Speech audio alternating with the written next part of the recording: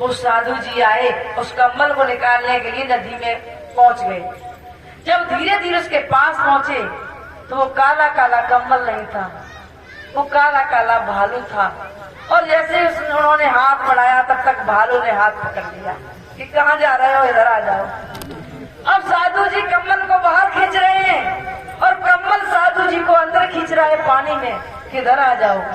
बाहर से आवाज आई कि भाई आजा जल्दी कम्बल लेके। अब वो कह रहे हैं कि अब कम्बल को मैंने नहीं, अब कम्बल ने मुझे पकड़ रखा है, अब आना तो बहुत मुश्किल है। कहने का मतलब है इन पदार्थों ने, विचारों ने कुछ किसी का नहीं बिगाड़ा है, ये तो अपनी जगह है। इन चीजों को मेरा मन पकड़ता है। अब उस मन को ही छुड़ाने के लिए ये संतों की सभा लगी हुई है। इस मन को ही समझाने के लिए, हे मन अपनी संगत बदल। और करना क्या है, हमारा तो साफ कहना होता है। कोई कहे कि महाराज जी हम भजन क्यों करें, कोई कहे कि हम दीक्षा क्यों लें, हम क्यों सत्संग सुने।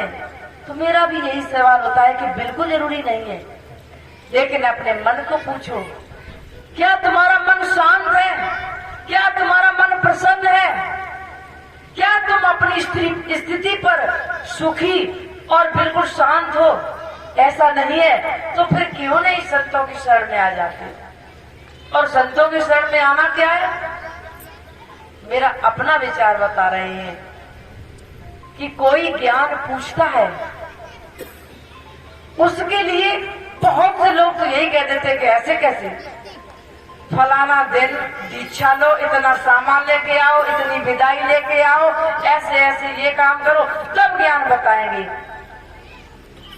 और इतनी भेंट पूजा दो। फिर तो ऐसा लगता है कि उन संतों को निश्चय ही कोई फैक्ट्री, कोई बिजनेस का कोई और कार्य करना शुरू कर देना चाहिए।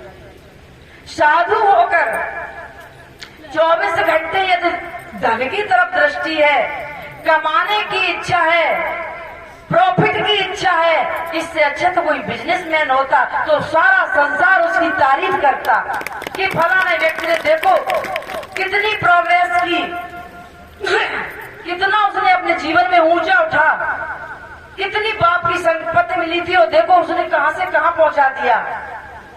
ग्रस्त होके और उसको यदि बढ़ाते तो तारीफ के पात्र होते, लेकिन साधु होके और दृष्टि हमारी उसी धन की तरफ है।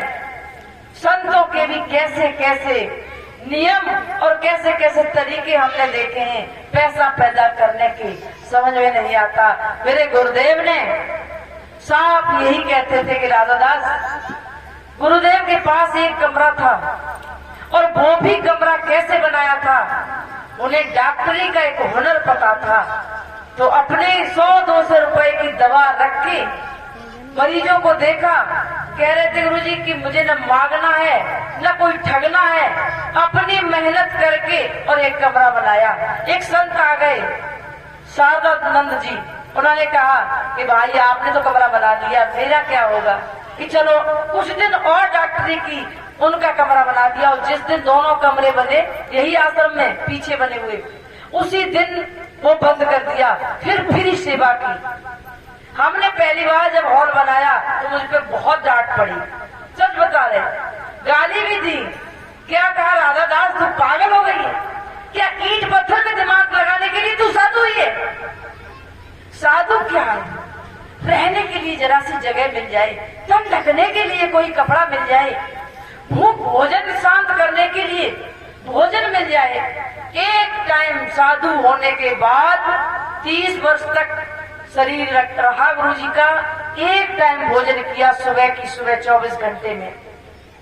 उनका कहना था कि जो 2 टाइम भोजन करने से ऊर्जा एनर्जी मिलती है, मुझे एक टाइम में मिल जाती है। मेरे हिस्से का एक टाइम का भोजन बचेगा, किसी और के काम आएगा। और वही मुझे शिक्षा दी, पूरा प्रयास और कोशिश यही रहती है। और अब भोजन ज्यादा करने की एक मन को लालसा लग जाती है। भोजन, भजन, भय और नींद, ये 4 चीजें आप जितना बढ़ाना चाहो बढ़ा सकते हो और जितना कम करना चाहो उतना कम कर दो। एक वैज्ञानिक का नाम नहीं याद आ रहा, वो कहते थे कि हम केवल 5 मिनट सोते हैं रात में और अपनी खोज में फिर लगे रहते हैं। भोजन को भय करो तो रात में कोई परछाई देख के अटैक पड़ जाए और मर सकते हो, और भय नहीं तो कुछ है ही नहीं।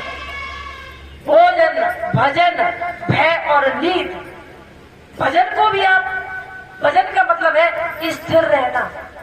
अभी देखो उमेश कवि साहब ने जो तरीका बताया, हम इनका पूरी तरह समर्थन करते हैं। हालांकि बहुत से संत ऐसे भी मुझे मिलते हैं जो इस चीज का विरोध करते हैं कि क्या आंख बंद करना क्या कोई जरूरी है, कितना अच्छा सटीक समझाया था कि नहीं बंद कर सकते आप, यदि उस स्थिति पे हो तब कहा गया है। और वो पहले ही बच्चे ने एडमिशन लिया नहीं है, वो कह रहा है कि हम क्यों किटकिना करें। कब कहा है कबीर साहब ने? कबीर साहब को समझना कोई सहज बात है? उन्होंने कब कहा है कि कान मत बंद करो, आंख मत मूंदो?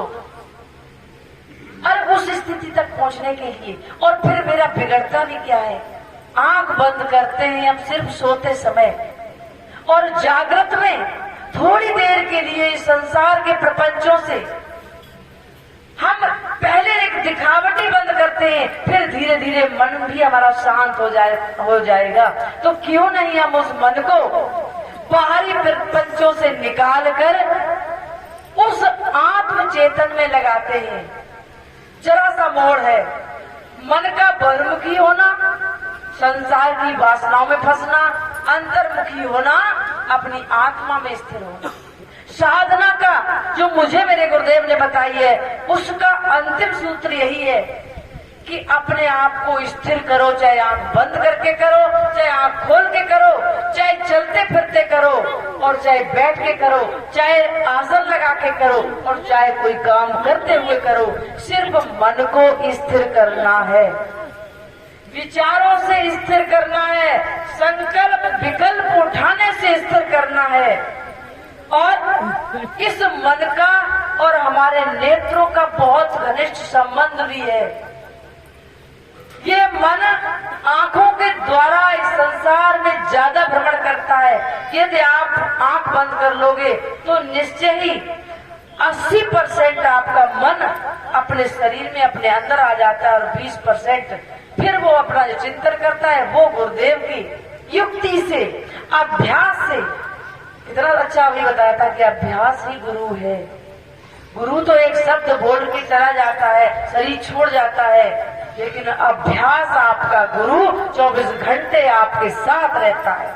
और अभ्यास आपने किसी चीज का किया है, अपना किया हुआ अभ्यास आपको जीवन में कभी धोखा नहीं दे सकता।